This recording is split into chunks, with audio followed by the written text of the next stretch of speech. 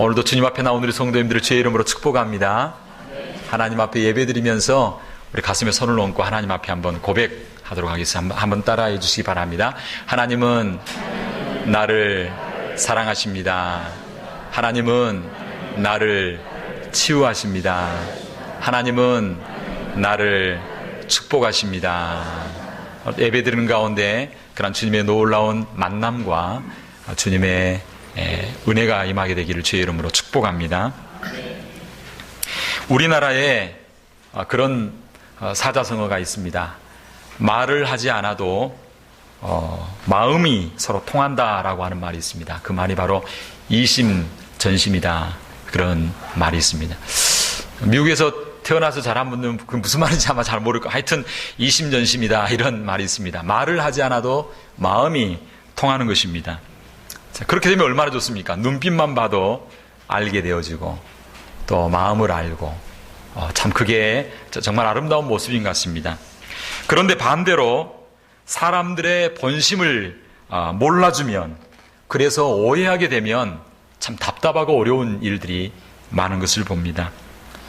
마음을 알아주지 못하기 때문에 오해를 하게 되어지고 또 그것을 설명할 길이 없기 때문에 더 억울하고 또 여러 가지 어려운 일들을 만나게 되는 것을 볼 수 있습니다.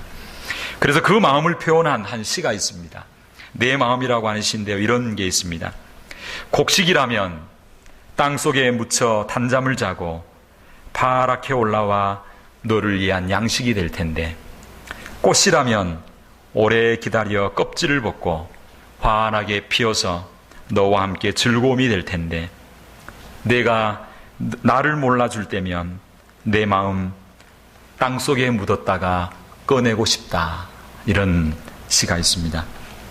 꽃씨와 이삭은 단잠을 자고 껍질을 벗고 새로운 존재가 되어서 오해했던 사람들에게 다가가고 싶은 그런 식물과 같이 어떤 그런 마음을 표현하고 있지 않나, 이렇게 말씀하고 있습니다. 사실 본심을 알아주지 못하면 참 답답합니다. 그러나 내 마음을 알아주고 이해해주면 그것처럼 큰 기쁨이 없는 것을 봅니다.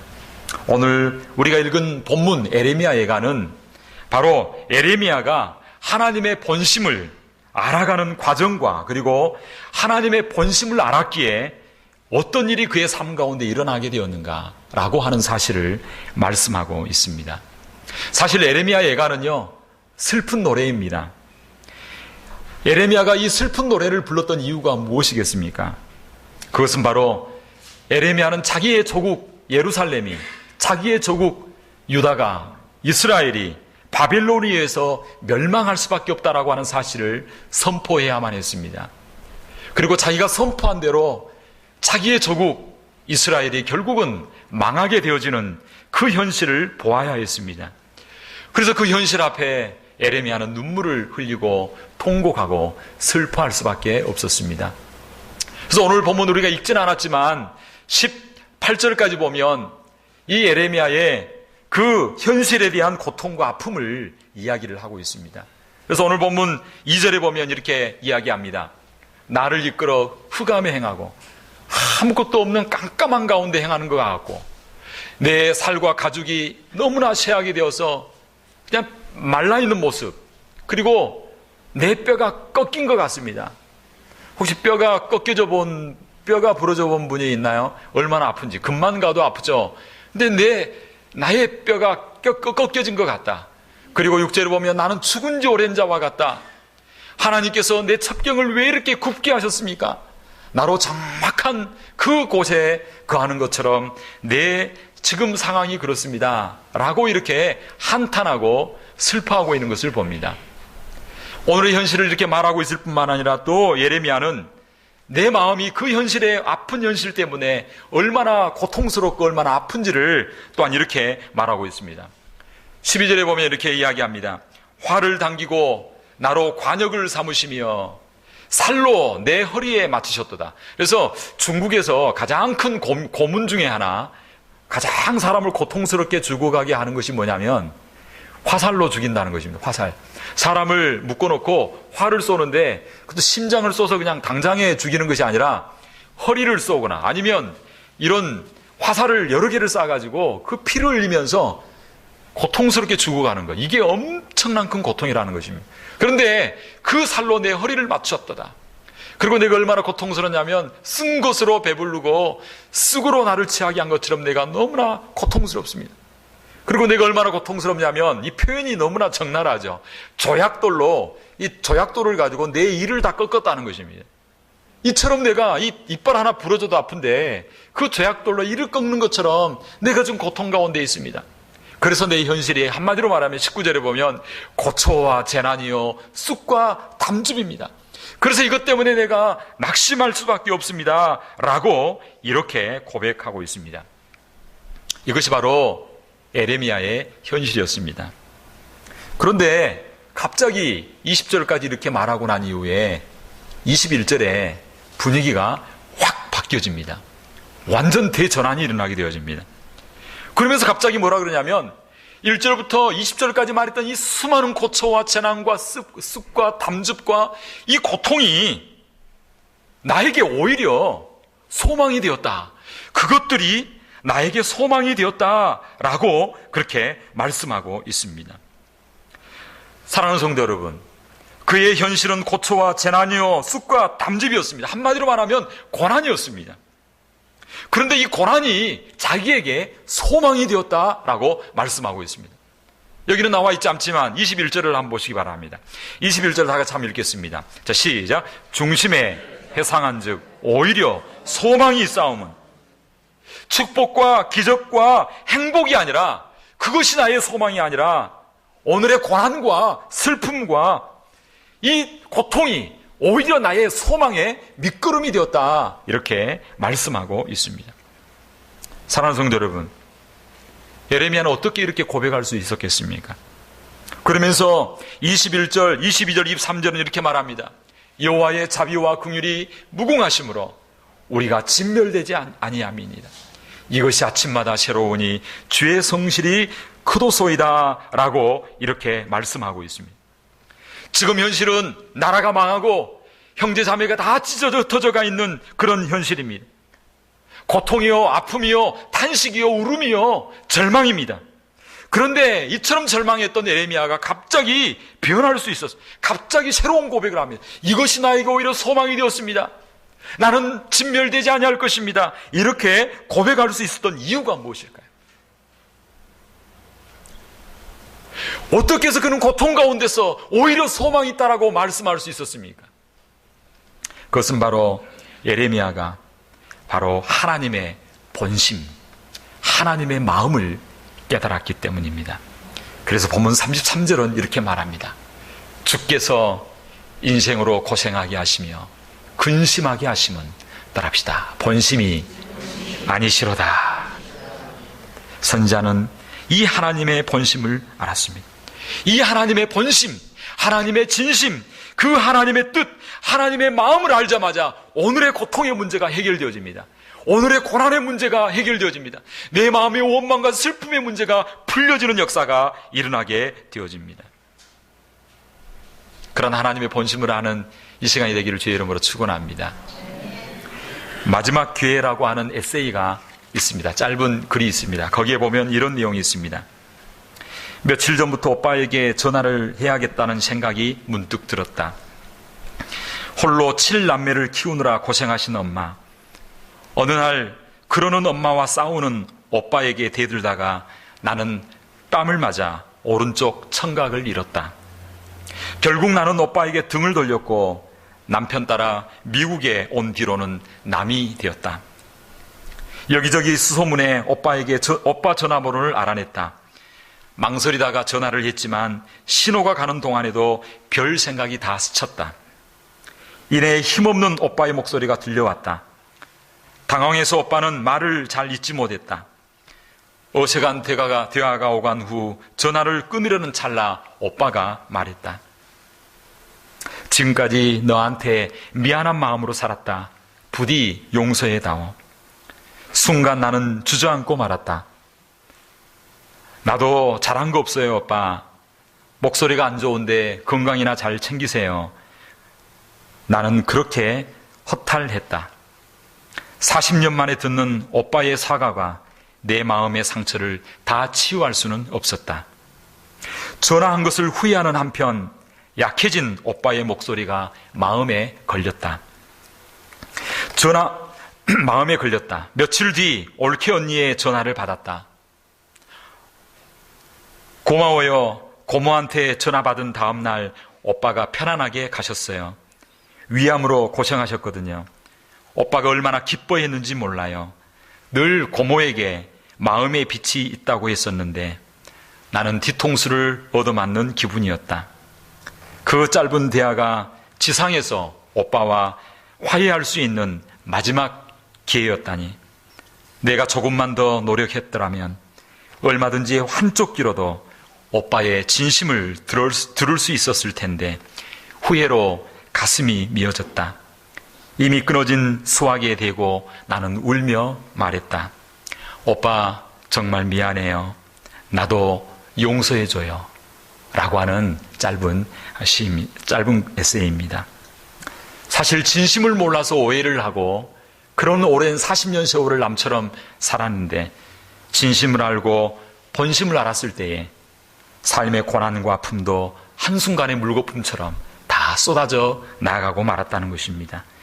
사랑하는 성도 여러분, 저와 여러분의 삶 가운데서도 서로의 진심을 알아주고 하나님 앞에서의 하나님의 진심을 알 수 있는 저와 여러분이 되기를 소망합니다. 우리의 삶이 힘들고 아파도 하나님의 본심이 있습니다. 그 하나님의 본심은 우리를 괴롭히는 것이 아닙니다. 하나님의 본심은 우리가 망하는 것이 아닙니다. 우리가 하나님의 본심을 알게 되면 오늘의 고통 가운데서도 우리의 삶의 자세와 우리의 삶의 태도가 달라지는 역사가 있게 될 줄로 믿습니다. 오늘 본문은 말씀하고 있습니다. 주께서 인생으로 고생하며 근심하게 하심이 본심이 아니시로다. 동일하게 예레미야 29장 11절에서는 그렇게 말씀했습니다. 나 여호와가 말하노라. 너희를 향한 나의 생각은 내가 하나니 그것은 재앙이 아니라 곧 평안이요 너희 장래에 소망을 주려 하는 생각이라. 이사야 41장 10절은 이렇게 말하고 있습니다. 두려워 말라. 내가 너와 함께함이니라. 놀라지 말라. 나는 내 하나님이 됨이니라. 내가 너를 굳세게 하리라. 참으로 너를 도와주리라. 참으로 나의 의로운 오른손으로 너를 붙들리라. 신약성경에서도 로마서 8장 28절은 이렇게 말하고 있습니다. 우리가 알거니와 하나님을 사랑하는 자 곧 그 뜻대로 부르심을 입은 자들에게는 모든 것이 합력하여 선을 이루느니라. 이 모든 구절들이 바로 하나님의 본심이 무엇인가를 우리에게 말씀해주고 있습니다. 우리가 고통 가운데 있다고 할지라도 이 하나님의 본심을 알면 비록 오늘의 현실이 광야 같을지라도 내게 주어진 사명이 무엇인가를 발견하고 그것을 위하여 달려나가는 역사가 있게 될 줄로 믿습니다. 이 모든 것 가운데 하나님의 본심을 가장 잘 나타내는 것이 있습니다. 그것이 무엇일까요? 그것은 바로 따라합시다. 예수 그리스도. 예수 그리스도. 그분이야말로 하나님의 본심, 하나님의 자비, 그리고 하나님의 놀라운 사랑이 무엇인가를 우리에게 나타내주고 있습니다. 하나님은 우리의 고통과 아픔의 자리, 죽음과 절망과 그 죄악 가운데 살 수밖에 없는 우리를 위해서, 우리를 구원하여 주시기 위해서 하나밖에 없는 독생자 예수 그리스도를 이 땅에 보내시기까지 저와 여러분을 사랑해 주셨습니다. 그러므로 예수님을 만난 사람들은요, 하나님의 본심을 경험한 사람들입니다. 예수님을 만난 사람들은요, 예수님을 영접하고 믿는 사람들은 바로 하나님의 사랑을 경험한 자들입니다. 이 하나님의 본심을 깨닫고 나자 예레미야의 삶이 어떻게 바뀌냐면 27절에 이렇게 말합니다. 그전에는 너무나 힘들고 어려웠다라고 이야기한 사람이 이 하나님의 본심을 딱 깨닫고 나자마자 27절에 사람이 젊었을 때 멍에를 매는 것이 좋으니, 와, 너무나 놀랍죠. 젊었을 때는 고생을 사스도 해 라고 이런 말을 합니다. 그 다음에 29절에는 입을 티끌에 댈지어다. 이 티끌이라고 하는 말이 무슨 말이냐면요, 지금 성이 무너졌습니다. 여러분, 지진이 나고 집이 무너지면 그 아름다운 곳이 막 먼지만 풀풀 날리게 되어집니다. 그 아름다웠던 예루살렘, 화려했던 그 성전이 바벨론의 침공으로 다 무너지게 되어지고 먼지만 풀풀 날리는데 그 티끌에 입술을 대라는 것입니다. 이 말이 무슨 말이냐면 거기에도 하나님의 뜻이 있으니 오늘의 현실과 고난을 너무 원망만 하지 말고 그것을 받아들이라 라고 말씀하고 있습니다. 그 다음에 30절은 뭐라고 말하면 때리는 자에게 뺨을 향하며 다 뜻이 있기 때문에 바벨론 너희가 너희 뺨을 치느냐 그 뺨을 향하여 수욕으로 배부를지어다 라고 이렇게 이야기하고 있습니다. 그 다음에 마지막으로 28절에 뭐라고 말하고 있냐면 혼자 앉아서 잠잠할 것은 따릅시다. 주께서 그것을 메우셨음이니라. 이 말이 무슨 말이냐면 지금 오늘의 고통, 지금 오늘의 현실, 지금 오늘의 슬픔, 감당할 수 없는 것 같은 이 어둠 가운데서도 그 모든 것이 다 주께서 나에게 메워주신 것이다. 다른 말로 하면 하나님의 선한 계획과 하나님의 아름다운 뜻 가운데 나에게 허락한 고난이고 나에게 허락한 고통이고 하나님의 계획 가운데 그 이후에 세워질 아름다운 역사를 바라보는 그 하나님의 놀라운 뜻이 있다라고 그렇게 고백하고 있는 것입니다. 사랑하는 성도 여러분, 지금 당하는 이 고통, 아픔, 쑥과 탐죽과 같은 십자가, 나의 멍에 그것이 그저 우연히 나에게 온 것이라고 생각하지 마시고 주께서 그것을 내게 메우셨습니다. 주께서 허락하신 것이기에 주께서 반드시 그것을 극복하고 이겨나갈 수 있는 놀라운 역사를 허락하여 주실 줄로 믿습니다. 사랑하는 성도 여러분, 그렇다면 우리는 오늘 본문 예레미야가 이렇게 희망을 가지고 노래하고 있는데 어떻게 그가 그렇게 하나님의 본심을 알 수 있었을까요? 우리들도 하나님의 본심을 어떻게 알 수 있을까요? 그렇게 하려면 첫째로 우리는 하나님이 어떤 분이심을 묵상해야 하는 것입니다. 예레미야는 고난 가운데 하나님을 바라보았습니다. 그저 막연히 하나님을 바라본 것이 아니었습니다. 예레미야는 하나님이 어떤 분인지 깊이 묵상하면서 그 하나님께서 그 어떤 분인가를 말씀해 주셨을 때 그 사실을 꼭 붙들었다라고 하는 것입니다. 오늘 본문 21절 22절 이렇게 말합니다. 중심에 회상한 즉 오히려 소망이 있음은 여호와의 자비와 긍휼이 무궁하심으로 우리가 진멸되지 아니함이니이다. 고통 가운데 있을지라도 나의 하나님이 어떤 분인가? 그 하나님은 자비의 하나님이요 긍휼의 하나님이요 그리고 그 하나님은 성실하신 하나님인 것을 그는 바라보았습니다. 사랑하는 성도 여러분, 사람이 고난 가운데 있으면요 당연히 현실만, 걱정거리들과 근심거리들만 바라볼 수밖에 없습니다. 예레미야도 그랬습니다. 현실의 고난 앞에 19절 20절에 보면 눈만 뜨면 고난이요 고초요 재난이요 쑥이요 담즙이었습니다. 눈만 뜨면 그것이 어른거렸습니다. 마음에 그런 것들만 생각이 났습니다. 너무나 힘들고 어려우면요 환경밖에 안 보입니다. 고통밖에 안 보입니다. 그러다가 문득 마음속 깊이 들어있었던 하나님의 말씀을 끄집어냅니다. 오늘 본문에 보면 21절에 중심에 회상한 즉이라고 이렇게 말씀하고 있습니다. 중심에 회상한다라고 하는 것은 마음속에 있는 것을 끄집어낸다라고 하는 것입니다. 알고 있던 하나님의 말씀을 다시 의식적으로 꺼내어서 그 말씀을 묵상하고 그리고 그것을 바라보았다라고 말씀하고 있습니다. 사랑하는 성도 여러분, 힘들고 어려운 상황일수록 넋을 놓고 그냥 잊지만은 마시기를 주의 이름으로 축원합니다. 힘들고 어려울수록 하나님의 말씀을 묵상하고 하나님이 어떤 분이신가 그 하나님을 바라볼 수 있는 저와 여러분이 되어야 될 줄로 믿습니다. 중심에 회상한 즉 소망이 싸움은 중심에 회상하고 하나님을 묵상하는 가운데 그 하나님이 어떤 분인가를 알게 되어집니다. 그분은 자비하신 하나님이요 무조건적으로 나를 사랑하신 분이요 긍휼의 하나님이라. 그분은 죄악을 따라 처치하는 분이 아니시고 그분은 나의 기업이 되시고 그 하나님을 묵상합니다. 그리고 자기 영혼에게 선포합니다. 24절 내 심령에 이르기를 하나님의 말씀을 가지고 내 심령에 명령합니다. 사랑하는 성도 여러분, 우리가 힘들고 어려울수록 하나님의 말씀을 의식적으로 듣고 읽고 묵상할 수 있게 되기를 바랍니다. 우리는 이것을 뭐라 그러냐면 영적 싸움이라고 합니다. 항상 내 마음에는 두 가지 마음이 있습니다. 절망과 희망이 막 싸웁니다. 이대로 망하는 것이 아닌가? 이대로 계속 어두운 가운데 죽는 것이 아닌가? 끝까지 가는 것이 아닌가?